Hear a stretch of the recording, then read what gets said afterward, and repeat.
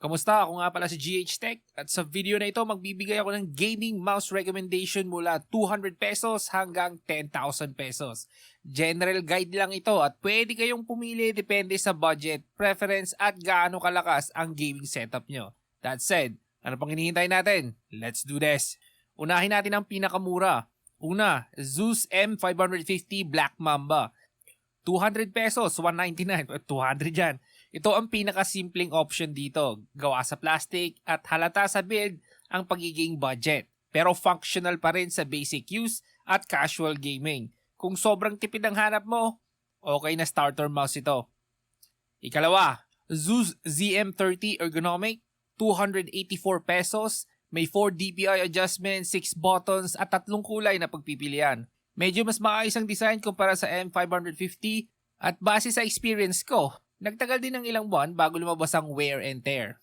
Para sa presyo, sulit na entry-level option to. Ang ikatlong mouse, Fantech VX9 Kanata, 338 pesos. Isa tong wired gaming mouse na may lighting effects at decent build quality. Maganda ito para sa mga budget gamers at laptop users.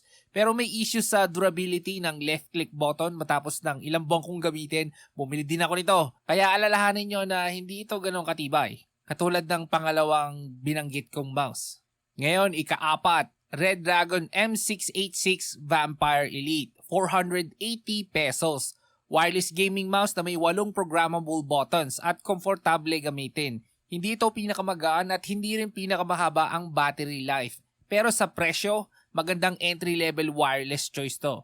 Ikalima, Corsair Qatar Pro XT, 1,700 pesos. Lightweight wired mouse na may symmetrical shape at solid build kahit budget ang price range. Reliable ito para sa mga gamers na gusto ng simple pero functional na wired game mouse at hindi ramdam ang tipid materials.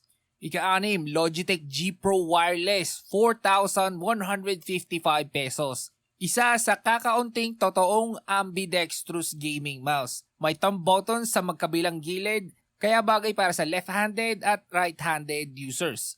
Lightweight at wireless, kaya maganda sa competitive play, pero average lang ang battery life.